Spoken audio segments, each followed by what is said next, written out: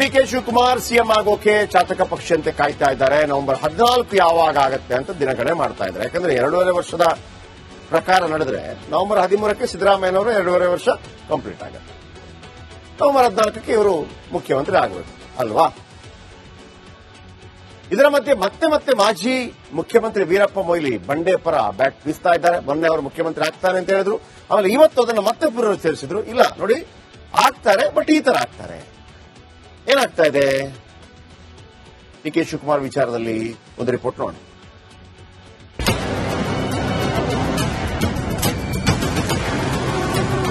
ನಮ್ಮ ಡಿಕೆ ಶಿವಕುಮಾರ್ ಮುಖ್ಯಮಂತ್ರಿ ಆಗುವುದನ್ನ ತಪ್ಪಿಸಲಿಕ್ಕೆ ಆಗುದಿಲ್ಲ. ಹಾಗಾದ್ರೆ ಅದು ವರ ಕೊಡೋ ಯಾರು ಕೊಡತಕ್ಕಂತ ವರ ಅಲ್ಲ, ಅವರು ಸಂಪಾದನೆ ಮಾಡತಕ್ಕಂತ ಒಂದು ಶಕ್ತಿ.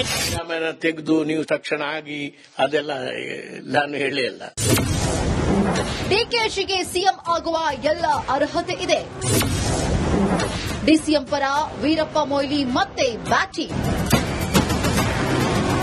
ಮಾಜಿ ಸಿಎಂ ವೀರಪ್ಪ ಮೊಯ್ಲಿ ಮುಂದಿನ ಸಿಎಂ ಯಾರಾಗ್ತಾರೆ ಅಂತ ಭವಿಷ್ಯ ನುಡಿಯುತ್ತಿದ್ದಾರೆ. ಮೊನ್ನೆಯಷ್ಟೇ ಡಿಕೆಶಿ ಸಿಎಂ ಆಗೇ ಆಗ್ತಾರೆ ಎಂದಿದ್ದ ಮೊಯ್ಲಿ ಇದೀಗ ಮತ್ತದೇ ಮಾತು ಪುನರಾವರ್ತಿಸಿದ್ದಾರೆ. ಡಿಕೆಶಿಗೆ ಸಿಎಂ ಆಗುವ ಎಲ್ಲ ಅರ್ಹತೆ ಇದೆ ಎಂದಿದ್ದಾರೆ.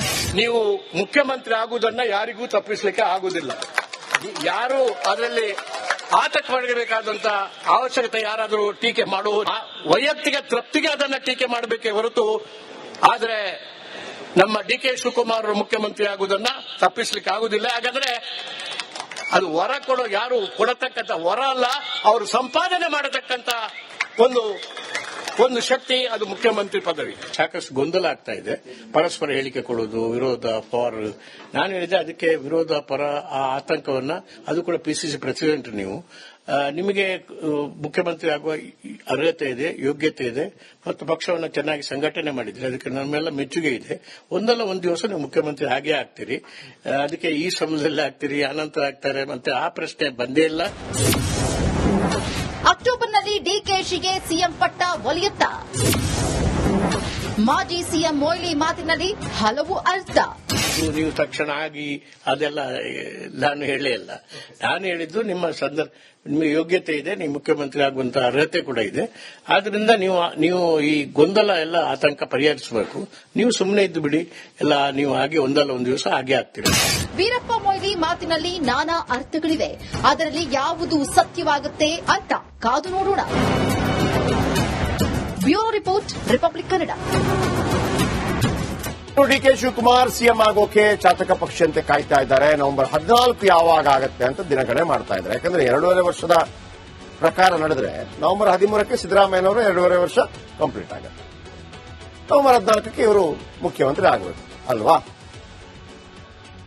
ಇದರ ಮಧ್ಯೆ ಮತ್ತೆ ಮಾಜಿ ಮುಖ್ಯಮಂತ್ರಿ ವೀರಪ್ಪ ಮೊಯ್ಲಿ ಬಂಡೆ ಪರ ಬ್ಯಾಟ್ ಬೀಸ್ತಾ ಇದ್ದಾರೆ. ಮೊನ್ನೆ ಅವರು ಮುಖ್ಯಮಂತ್ರಿ ಆಗ್ತಾರೆ ಅಂತ ಹೇಳಿದ್ರು. ಆಮೇಲೆ ಇವತ್ತು ಅದನ್ನು ಮತ್ತೆ ಪುನರುಚ್ಚರಿಸಿದ್ರು. ಇಲ್ಲ ನೋಡಿ, ಆಗ್ತಾರೆ, ಬಟ್ ಈ ತರ ಆಗ್ತಾರೆ. ಏನಾಗ್ತಾ ಇದೆ ಡಿಕೆ ಶಿವಕುಮಾರ್ ವಿಚಾರದಲ್ಲಿ ಒಂದು ರಿಪೋರ್ಟ್ ನೋಡಿ.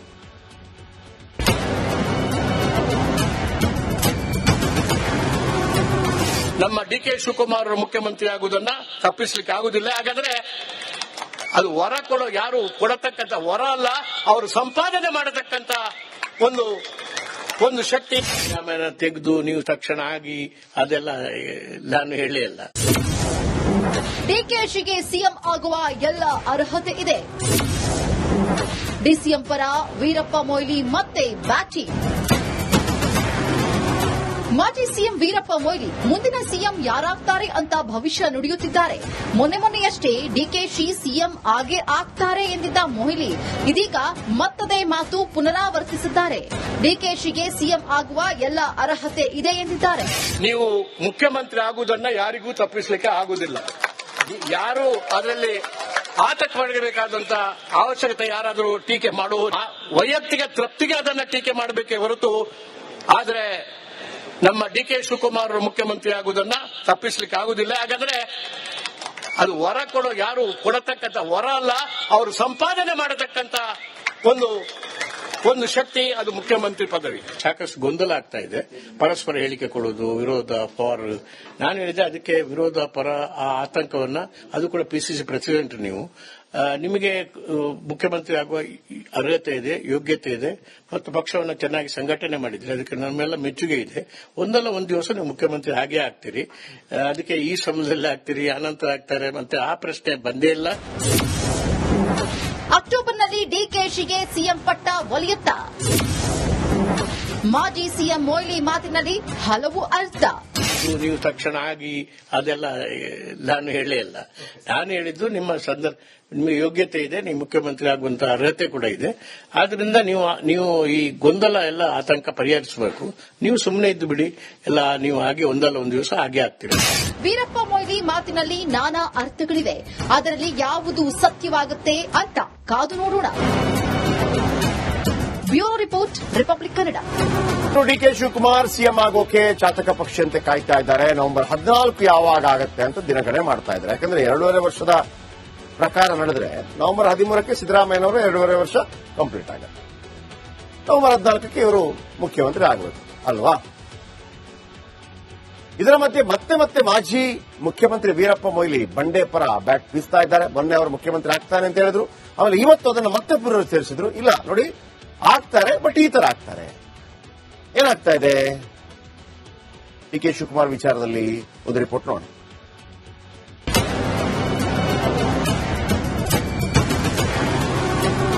ನಮ್ಮ ಡಿಕೆ ಶಿವಕುಮಾರ್ ಮುಖ್ಯಮಂತ್ರಿ ಆಗುವುದನ್ನ ತಪ್ಪಿಸಲಿಕ್ಕೆ ಆಗುದಿಲ್ಲ. ಹಾಗಾದ್ರೆ ಅದು ವರ ಯಾರು ಕೊಡತಕ್ಕಂತ ವರ ಅಲ್ಲ, ಅವರು ಸಂಪಾದನೆ ಮಾಡತಕ್ಕಂತ ಒಂದು ಶಕ್ತಿ. ಆಮೇಲೆ ತೆಗೆದು ನೀವು ತಕ್ಷಣ ಆಗಿ ಅದೆಲ್ಲ ನಾನು ಹೇಳೇ ಇಲ್ಲ. ಡಿಕೆಶಿಗೆ ಸಿಎಂ ಆಗುವ ಎಲ್ಲ ಅರ್ಹತೆ ಇದೆ. ಡಿಸಿಎಂ ಪರ ವೀರಪ್ಪ ಮೊಯ್ಲಿ ಮತ್ತೆ ಬ್ಯಾಟಿಂಗ್. ಮಾಜಿ ಸಿಎಂ ವೀರಪ್ಪ ಮೊಯ್ಲಿ ಮುಂದಿನ ಸಿಎಂ ಯಾರಾಗ್ತಾರೆ ಅಂತ ಭವಿಷ್ಯ ನುಡಿಯುತ್ತಿದ್ದಾರೆ.